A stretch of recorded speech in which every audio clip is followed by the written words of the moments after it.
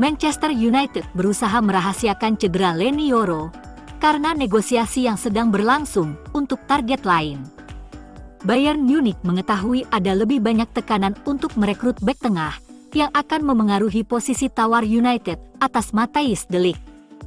Baru setelah Yoro direkam video menggunakan kruk dan mengenakan sepatu bot pelindung, dan muncul laporan, United mengomunikasikan prognosisnya. Sementara itu, Harry Amas diperkirakan akan melanjutkan musim ini bersama United sebagai pelapis Luke Shaw. Tyrell Malacia belum ada tanda-tanda bisa kembali merumput dalam waktu dekat. Lain dengan Amas, belum ada keputusan yang diambil terkait Toby Collier. Ten Hag menilai tinggi Collier, tetapi akan mempertimbangkan apakah akan meminjamnya atau mempertahankannya di klub untuk berkembang. Noussair Mazraoui akan bergabung dengan Manchester United, karena sumber klub mengklaim kesepakatan itu akan segera terwujud. Sumber Manchester United telah mengonfirmasi bahwa klub akan meluncurkan tawaran terakhir untuk menyelesaikan penandatanganan Mazraoui setelah West Ham United menyelesaikan penandatanganan Aaron Wan-Bissaka. Sumber memperkirakan kesepakatan untuk Noussair Mazraoui akan diselesaikan pada hari Selasa atau Rabu. Kesepakatan akan bernilai sekitar 20 juta pound termasuk biaya tambahan. Manchester United dan Noussair Mazraoui dan perwakilannya telah menyetujui kontrak 5 tahun hingga Juni 2029. Penting juga untuk dicatat, Manchester United akan mengadakan pembicaraan dengan Bayern Munich selama beberapa hari ke depan untuk menemukan kesepakatan bagi Matthijs de Ligt juga. Jika semuanya berjalan sesuai rencana, Noussair Mazraoui akan menjadi pemain Manchester United minggu ini. Dan de Ligt pun diharapkan bisa menjadi pemain MU sebelum laga perdana PL musim ini. Fabrizio Romano mengatakan bahwa pergerakan diharapkan sebelum akhir minggu pada ketiganya. Sedangkan untuk Manuel Ugarte, Romano mengatakan pemain tersebut telah menyetujui persyaratan pribadi dengan United, tetapi tuntutan PSG membuatnya mungkin akan berlangsung hingga akhir. Garis waktu potensial dari peristiwa yang diberikan oleh Romano memperjelas satu hal, United ingin skuad mereka lengkap sebelum Liga Premier dimulai. Melawan Fulham pada 16 Agustus. Perekrutan de Ligt kemungkinan dipercepat karena cedera Yoro, sementara sikap Wan-Bissaka yang melunak terkait kepindahan ke West Ham telah mempercepat situasi Mazraoui. Musim 2024-2025 belum dimulai, namun petinggi Ineos sudah berpikir untuk musim depan. Dan Ashworth juga Jason Wilcock telah bekerja di balik layar untuk bursa transfer mendatang, melakukan persiapan untuk beberapa pemain yang masuk dalam daftar incaran klub. Cole Palmer dan Adam Wharton berada di urutan teratas, dengan kedua pemain tersebut merupakan penggemar setia MU. Sementara itu, sponsor jersey MU, Snapdragon, tertarik membeli hak penamaan Old Trafford atau stadion baru yang dibangun untuk menggantikannya.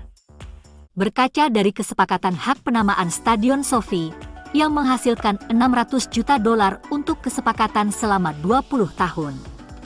Oleh karena itu, United bisa jadi mencari harga minimum untuk itu. Fans berharap manajemen mempertahankan nama Old Trafford, bisa menambahkan Powered by Snapdragon, seperti kesepakatan A dengan Wembley. Lebih baik kesepakatan hak penamaan daripada semuanya dilakukan dengan pinjaman, meskipun keduanya akan dibutuhkan kecuali Ratcliffe memutuskan untuk mendanai dirinya sendiri, seperti yang dilakukan perusahaan Kroenke dengan Stadion Sophie.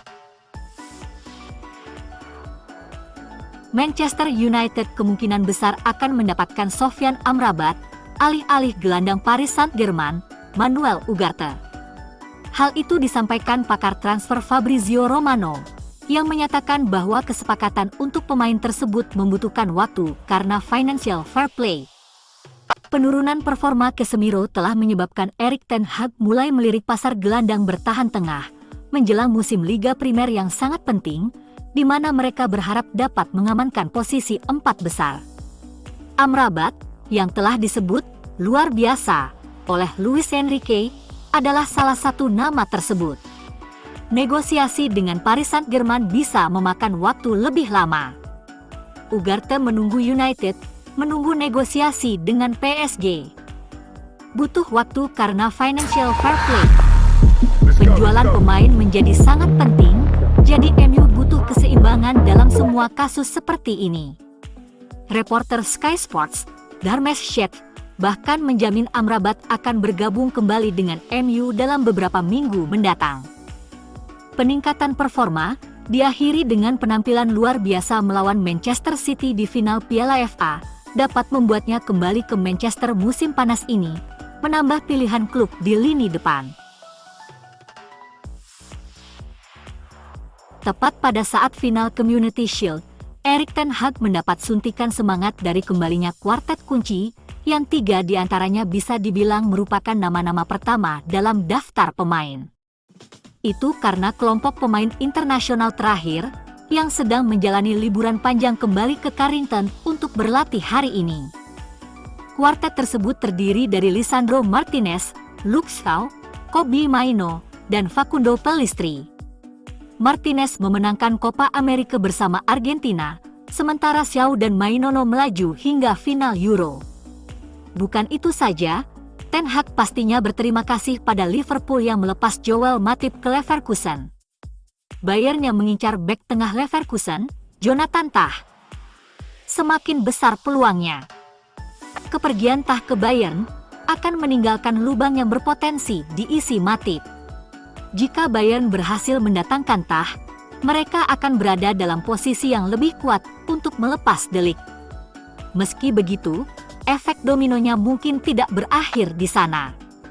Merekrut De Ligt bisa membuat setan merah harus melakukan pembersihan pertahanan sendiri, dengan Victor Lindelof disebut-sebut akan meninggalkan Old Trafford. Borussia Mönchengladbach telah menawarkan jasa Manu Kone ke beberapa klub Liga Primer, termasuk United. Harga yang dimintanya hanya 20 juta pound membuatnya menjadi pilihan yang cukup menarik.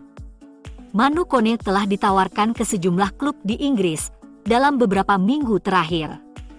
Gelandang berusia 23 tahun itu telah ditawarkan ke Tottenham, Liverpool, dan Manchester United serta Fulham. Koning saat ini sedang mengikuti Olimpiade bersama skuad Prancis. Kepindahannya diperkirakan akan dipercepat setelah waktunya di Paris berakhir.